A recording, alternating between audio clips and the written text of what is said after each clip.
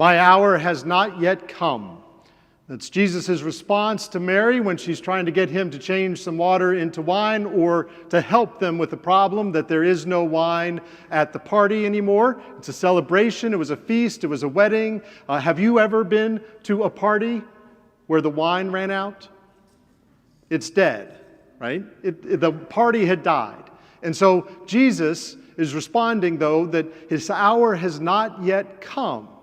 Now, in John's gospel, his hour will come upon the cross. His suffering and death is where Jesus will be fully glorified, right? And so the hour that is to come is that suffering and death upon the cross. So his hour has not yet come, yet his whole mission, his whole purpose starts to be revealed in the water to the wine that will give life to the party, just as his suffering and death will give life to the world. Right? That this is a new beginning, that his teaching, his healing, his preaching, all that he does is going to be part of that mission that leads to his hour upon the cross. But his hour is not yet come.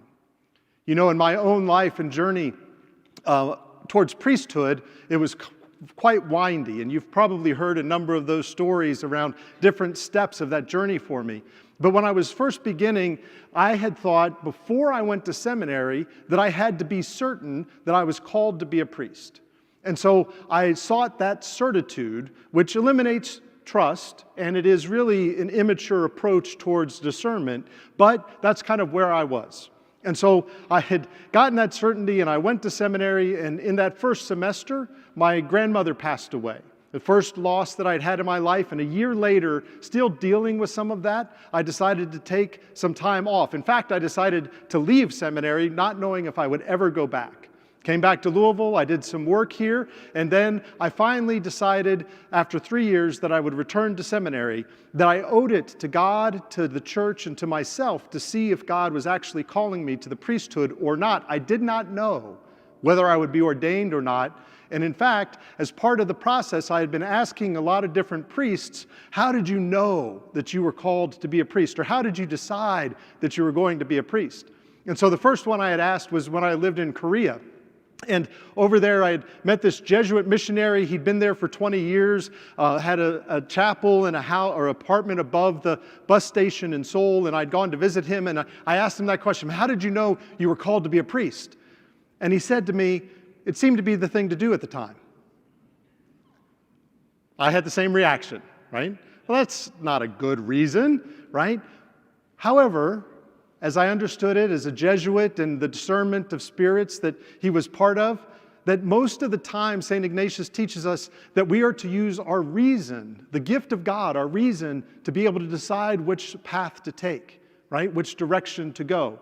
That we're supposed to look at our own capacities, our own talents, our abilities, our skills, what we are capable of, and to see what the need is. How can we help to meet that need? Where is there a mission for us, right? And then we make the decision using our reason to be able to follow that gift of ourselves with the need that's present. That we can do that, right? And so it seems to be the thing to do at the time. The second priest that I had talked to is now actually, was a friend of mine in seminary. He's now a priest out in Phoenix. And when someone would ask him, when did you decide to become a priest? He would always say, this morning when I got out of bed. And isn't that true? That it's not a one and done commitment. That it's something that has to be renewed every day. Many of you know that one of my signs, my renewal of that covenant, is that I make my bed before Mass every day, right? And that's a sign to me that I am choosing again today to be a priest. If you're married, you know that happens in your own marriage covenant, that you're required to today decide again to give yourself to your spouse, right?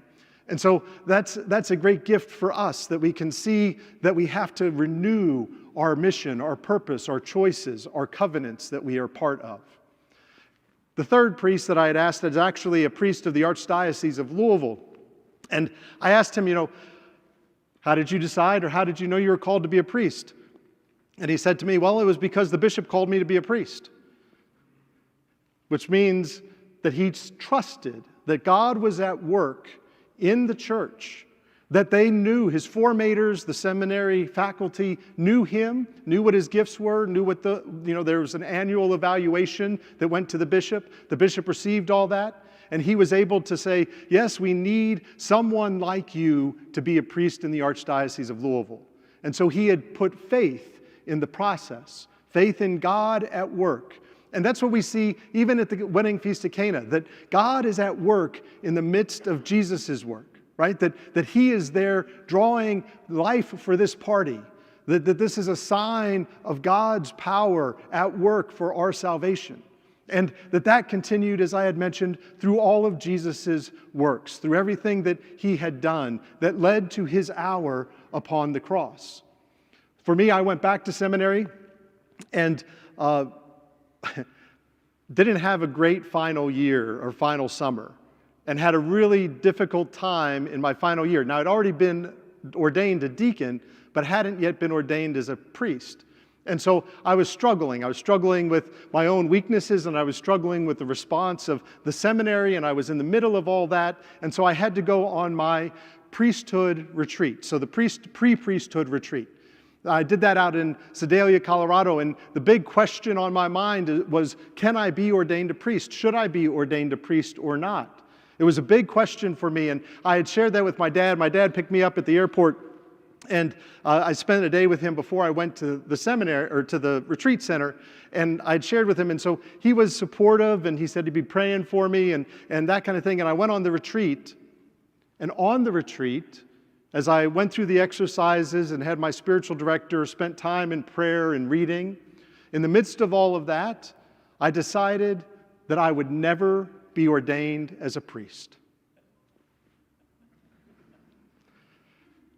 And my dad picked me up from there. He knew, he had some anticipation of what was my decision going to be. He knew that was the purpose of the retreat. And so I told him, Dad, I'm not going to be ordained a priest. Now remember, I'd already left seminary and went back, and this was the second time that I was saying no, in a sense. And Dad said, I'm glad you finally know. And he was loving and supportive and proud of me in the midst of that moment, right? Of course, as things go, I went back to seminary, I had a good spiritual director, we worked through some other issues and some things and held on to a couple of really good threads of my discernment and formation, and ended up not getting ordained when I graduated seminary, but I did go into parish ministry at Immaculate Conception in LaGrange, and there I felt at home. Within a couple of months, Archbishop Kelly called me to orders, and I was ordained in December of 2004 for the priesthood. Not a word before I was ordained a priest, not a single inclination did I get about this, but afterwards, my dad shared with me, he said, you were born a month premature, and we didn't know for sure if you were going to survive. And he made a bargain with God. He said to God, if you let my son live, I will do everything I can to encourage him to become a priest. If you let my son live, I will do everything I can to encourage him to become a priest. I had no idea, right? I didn't know that was ever part of my dad's plan for my life. But God was at work in the midst of it all. And that's what we're called to trust, is that God is at the work in the midst of each of our lives. As we come here to this Eucharist, God is at work here. We know that it is the place where he delights in us. We heard that in the first reading, that God, like a bridegroom, rejoices in his bride. God rejoices in us. God rejoices that you are here today. And as Jesus in the gospel reading turned water into wine for the life of the party, when his hour had come, he turned bread into flesh for the life of the world. He turned wine into blood for the life of the world.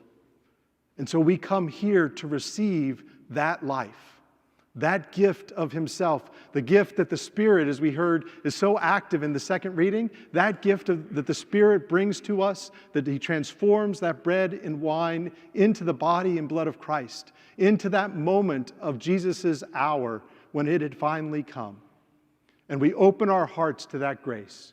We open our hearts to his love. We open all of the recesses, all of the little dark nooks and corners of our hearts to that gift of love because he delights in us, in each of you, in all of us. Today, as we come to this Eucharist, for every one of us now and here, our hour has come.